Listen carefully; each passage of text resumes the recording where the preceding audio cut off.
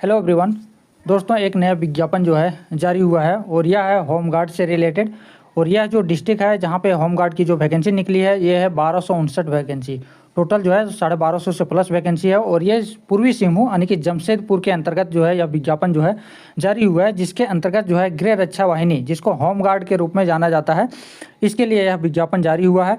और इस पर जो इच्छुक कैंडिडेट हैं वो अप्लाई कर सकते हैं। इसके लिए आपको जो है सारे प्रक्रिया हम आगे बताने वाले हैं। तो यहाँ पे आप देखिएगा, ये झारखंड गृह रक्षा वाहिनी पूर्वी सिंहभूम जमशेदपुर, ठीक है। विज्ञापन संख्या 1/2025 है, जिसके अंतर्गत जो है आपको गृह रक्षा के रूप में यानी कि होमगार्ड के रूप में जो है नामांकन करना है, कैसे रजिस्ट्रेशन करना है, तो उसका विज्ञापन जारी हुआ है।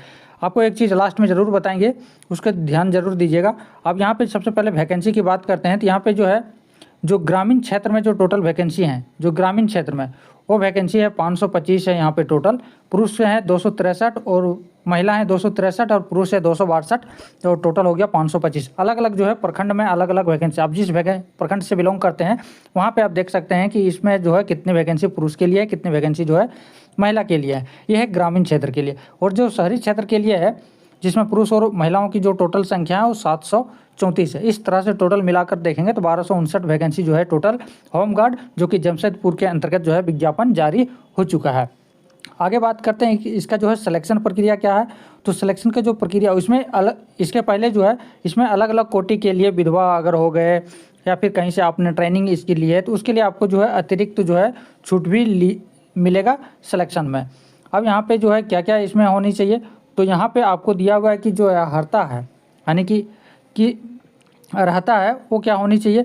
तो आवासीय जो है आपको पूर्वी सिंहभूम जमशेदपुर जिला के उस प्रखंड का अस्थायी निवासी होना चाहिए जहाँ से ग्रामीण गृह रक्षा के रूप में नामांकन के लिए आवेदन देता है। अपने आवेदन के साथ राज्य सरकार द्वारा जो प्राधिकृत सक्षम अधिकारी होता है उसके द्वारा जो निर्गत की गई आवासीय प्रमाण पत्र उस पर सेल्फ अटेस्टेड करके आपको जो है अटैच करना होगा। तो सिर्फ ये जमशेदपुर जिला के जो लोग हैं, जिस प्रखंड के आप हैं उस प्रखंड के अस्थायी निवासी जो है आपको होना चाहिए।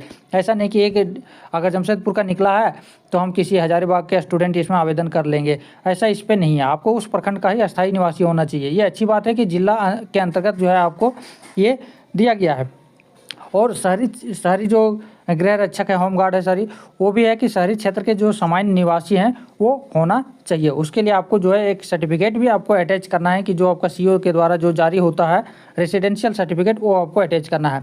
उम्र सीमा की बात करें तो उम्र सीमा जो है मिनिमम 19 साल होना चाहिए और मैक्सिमम जो है 40 साल होनी चाहिए। इसके साथ ही आपको जो है डेट ऑफ बर्थ सर्टिफिकेट जो है सेल्फ अटेस्टेड करके जो है आपको जमा भी करना है। तो आप ऐसा नहीं है कि हमारे पास जन्म प्रमाण पत्र नहीं है तो आपको रिजेक्ट कर देंगे। इसलिए ये सारी चीज़ें जो है क्राइटेरिया आपको देखना है कि जन्म प्रमाण पत्र नहीं है तो बनवाइए उसको। मिनिमम 19 साल, मैक्सिमम 40 साल। अब जो है शैक्षणिक योग्यता, एजुकेशनल क्वालिफिकेशन क्या होगा, मिनिमम 7वीं पास होनी चाहिए ग्रामीण क्षेत्र के लिए। और शहरी क्षेत्र के लिए मिनिमम जो है आपको मैट्रिक पास होना जरूरी है। और सभी का सर्टिफिकेट जो है वो लगानी जरूरी है। अब होगा फिजिकल टेस्ट होगा आपका, तो फिर लंबाई होगा। लंबाई जो है पुरुषों के लिए जो है 162 जो है मैक्सिमम है, महिलाओं के लिए 148 है। पुरुष से सीना फुलाना है 79 सेंटीमीटर का। अलग अलग कैटेगरी के लिए अलग अलग दिया हुआ है, ठीक है। टेक्निकल जो है आपका होना चाहिए, टेक्निकल नॉलेज भी थोड़ी होनी चाहिए। शहरी जो शहरी के क्षेत्र के लिए जो होमगार्ड के लिए भर्ती करेंगे उनके लिए जो है आपको अलग अलग आवेदन करना है। ग्रामीण क्षेत्र के लिए अलग, शहरी के लिए अलग, ये चीज़ें आपको ध्यान रखना है। और शहरी क्षेत्र के लिए आपको टेक्निकल नॉलेज थोड़ी पूरी जो है जानकारी होनी चाहिए, ठीक है। अब चयन का जो प्रक्रिया है, ये चयन कैसे किया जाएगा, तो जो अधिसूचना जो झारखंड सरकार की जो जारी हुई है 5442, ठीक है, 5442, जो कि 2014 का ये अधिसूचना संख्या है, जिसमें चयन की प्रक्रिया जो है निर्धारित की गई है कि किस हिसाब से जो है चयन किया जाएगा। और उसकी जांच प्रक्रिया जो है उस पर जो दिया गया है वो है कि आपको शारीरिक जांच होगा। ये जो 2014 का जो अधिसूचना है 5442, इसमें जो जांच की जो परीक्षा है वो इसमें मेंशन है कि शारीरिक जांच किया जाएगा, जिसमें आपको दौड़ लिया जाए, दौड़ होगा, ऊंची कूद होगा, लंबी कूद होगा, शॉर्ट फुट होगा। तो ये जो है चीज़ें हैं जिसके माध्यम से आपको जो है पूरा कंप्लीट करने के बाद आपका सिलेक्शन होगा। तकनीकी क्षेत्र के लिए अलग अलग जो है, जो शहरी क्षेत्र के लिए है उनके लिए दौड़ अलग है, कितने मिनट में कितना आपको दौड़ना है, ये सारे जो है इसमें पूरा मेंशन किया हुआ है। इसका पीडीएफ हमारे टेलीग्राम ग्रुप पे मिल जाएगा, आप वहाँ से ज्वाइन करके इस पीडीएफ को आप देखिए। अगर आप इच्छुक हैं तो आप पूरा आप अच्छे से डिटेल में देखिए कि ऊंची कूद कितना करना है। अगर न्यूनतम 3.5 फीट आप अगर ऊंची कूद करते हैं तो 5 अंक दिया जाएगा। 4 फीट से अधिक अगर ऊंची कूद आपका है तो 10 अंक दिया जाएगा। इस हिसाब से जो है आपका फाइनल जो होगा। आगे है हिंदी लेखन क्षमता, जिसमें आपको जो है ग्रामीण क्षेत्रों के लिए 7वीं तक का जो है उस पर हिंदी लेखन क्षमता का परीक्षा लिया जाएगा कि हिंदी लिख पाते हैं या नहीं। ये सारी चीज़ें जो है क्राइटेरिया है, लेकिन ये क्वालिफाइंग है। ऐसा नहीं है कि आपको 100 नंबर का क्वेश्चन पूछा जाएगा उस पे से आपको 30 नंबर मिनिमम लाना है, तभी जो है आप आगे इसमें सिलेक्शन में शामिल हो पाएंगे। तकनीकी जो है टेक्निकल जो आपका नॉलेज है वो भी होनी चाहिए, ये भी क्वालिफाइंग है। पास होना मैंडेटरी है, यानी कि 100 में 30 नंबर लाना मैंडेटरी है, तभी जा करके जो है आप जो है आगे मेडिकल के लिए आप जाएंगे, फिटनेस के लिए जाएंगे। और उसके बाद जो है आपका मेडिकल टेस्ट हो जाएगा, कैरेक्टर सर्टिफिकेट लिया जाएगा, ठीक है, कैरेक्टर सर्टिफिकेट की जांच होगा। सब कुछ हो जाने के बाद आपको ट्रेनिंग दी जाएगी। ट्रेनिंग आपको कंप्लीट करने के बाद जो है आपका जो है फाइनल सिलेक्शन किया जाएगा। तो ये सारे जो है प्रोसेस है। अब बात आती है कि इसको करना कैसे है, जमा कैसे करना है। तो ये जो है ऑनलाइन आपको जमा करना है, और ये दिया है recruitment.jharkhand.gov.in के माध्यम से जो है आपको जमा करना है। ये 23 सितंबर से होगा। आज है आपका 6 सितंबर, 23 सितंबर से लेकर 7 अक्टूबर तक जो है आपको ऑनलाइन जमा करना है। 100 रुपया इसका राशि ली जाएगी, 100 रुपया। और जितने भी सर्टिफिकेट आपको है उसमें सेल्फ अटेस्ट करके जो है फ़ोटो सिग्नेचर ये सब सारा अपलोड करने हैं। और जो वहाँ से प्रिंट आउट निकालेंगे उस प्रिंट आउट को जो है 23 से लेकर 8 अक्टूबर 2025 तक जो है जिला समादेष्टा कार्यालय में जो है आपको जमा भी करना है। तो ये आपको ज़रूर ध्यान रखना है, और एक आवेदन से ज़्यादा नहीं करना है, नहीं तो आपको रद्द कर दिया जाएगा।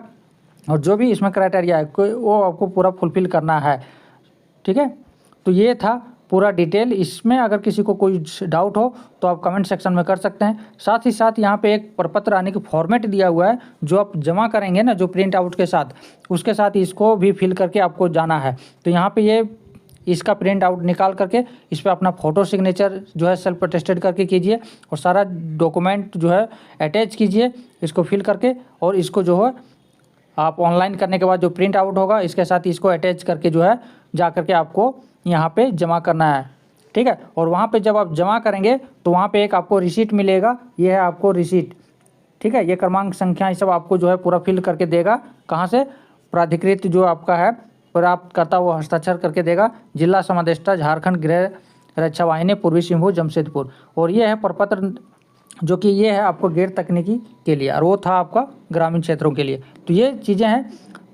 दूसरी बात जो हमने पहले बताया था कि एक चीज़ें हम लास्ट में बताने वाले हैं, ये बता रहे हैं कि ये जो गृह होम गार्ड की जो भर्ती है ये सरकारी नहीं है, ठीक है। ये कोई सरकारी नौकरी नहीं है, बल्कि एक स्वयंसेवी संगठन है, जिसके माध्यम से जो वहाँ के जो सदस्य, इस संगठन के जो सदस्य होते हैं, उस पर क्या है कि अलग अलग कर्तव्यों पर उसको प्रतिनियुक्त किया जाता है अलग अलग कार्यों के लिए। और उसमें सरकार द्वारा जो भत्ता दिया जाता है एक निर्धारित दर है, एक निर्धारित पेमेंट है, उसके हिसाब से जो है पेमेंट किया जाता है। तो ये कोई सरकारी नहीं है, ठीक है। ये इच्छुक, अगर आप इच्छुक हैं तो आप जो है निस्वार्थ जो है राष्ट्र की सेवा के लिए आप अपना अप्लाई कर सकते हैं। और जो इसमें सरकार जो तय करती है निर्धारित दर पर, इसको भत्ता भुगतान जो है दिया जाता है। तो ये चीज़ें यहाँ पे स्पष्ट क्लियर कर दिया गया है, ठीक है।